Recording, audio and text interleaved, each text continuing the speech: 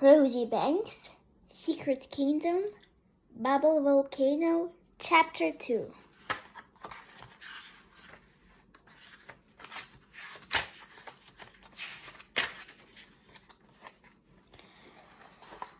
Chapter 2. The Springtime Ball. Ellie, Summer, and Jasmine held hands with Trixie while Trixie tapped her magic pixie ring and chanted, "Pixie magic, please take us all to the palace for the ball." As Trixie spoke, her words appeared in the mirror on the magic box. They glowed there for an instant and then streamed upwards in a blaze of purple light and whirled around the girls' heads in a glittering cloud. Jasmine, Summer, and Ellie squeezed one another's hands tightly as they felt their feet leaving the ground. The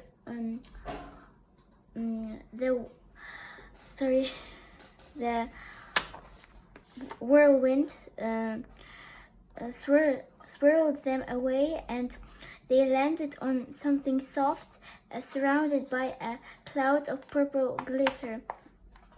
As the air cleared, the girls looked around.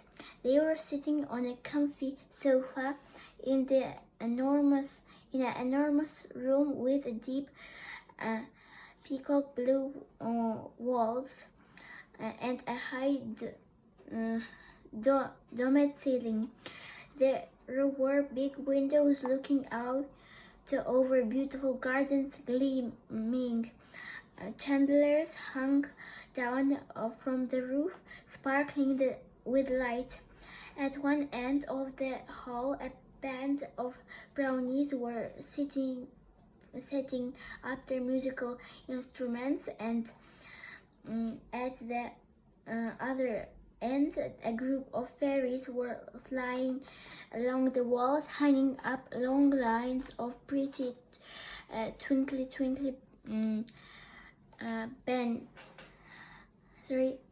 bunting. Elf battlers bustled about between carrying plates of delicious-looking food and placing them on the tables. "We've never been in this part of the enchanted palace," said Summer. "Where are we?" "This is the palace ballroom," Trixie said, spinning round in the air on her leaf. "It's beautiful," said Jasmine, as she didn't know what to look at first. As she glanced round the room, she caught sight of the reflection in one of the huge framed mirrors on the wall. With a smile, she saw that the tiaras that King Mary gave had given her, Summer, and Jasmine to show that they were his special helpers, had magically appeared on their heads. They were the perfect things to wear at a royal ball. Suddenly, the main ballroom door flew open and King Mary entered. His cheeks were a rosy red, white curls poked out from under his shining crown. He was wearing a smart purple velvet cloak with tiny crowns embroidered all over it in golden thread. There were real gemstones sewn around the edges of the robe, and they sparkled in the light of the chandeliers as he walked towards the girls. "Ah, my friends from the other realm," he cried delightedly. How wonderful to see you again. He hurried over to them, his eyes twinkling behind his half-moon spectacles. All three girls curtsied. No, there is no need for that, King Mary told them fondly. You are my honored guests. After all, if you hadn't stopped my horrible sister, then we wouldn't be having this party. He turned to Trixie.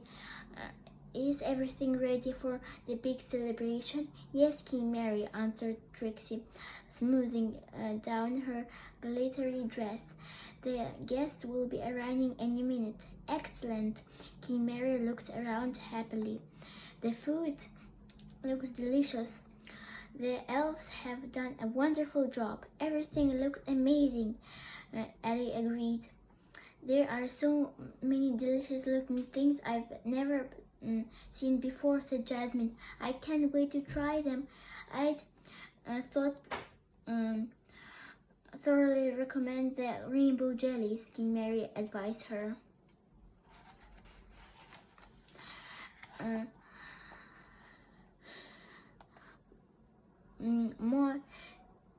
Mounting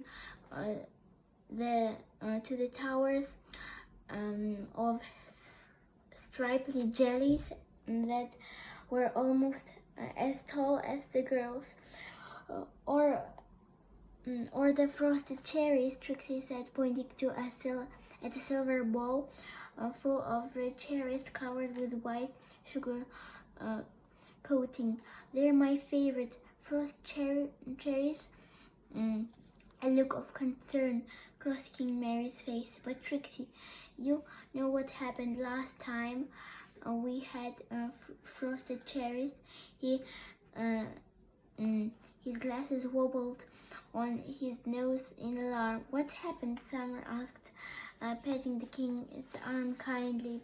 We had frosted cherries once when King Mary was giving a dinner for a party of pixies, Trixie explained. But some stink toads had hidden in with them, and when we opened the cherries, the stink toads hopped out and ruined everything.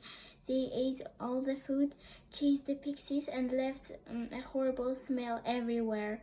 It took days to get rid of them all. They love making things smelly and awful, and they really hate us pixies because we like to make people happy. Jasmine shivered. They sound terrible. Even you couldn't like a stink toad, Summer. Probably not, Summer admitted. She didn't think she could like anything that hated pixies. But don't worry, Your Majesty, Trixie said soothingly. The elves checked the frosted cherries before they brought them in. There are no stink toads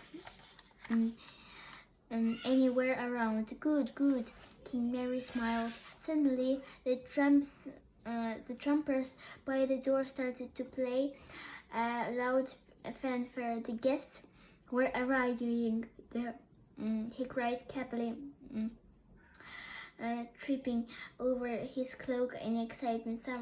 Jasmine, Summer, and Ellie hastily helped him up while Trixie straightened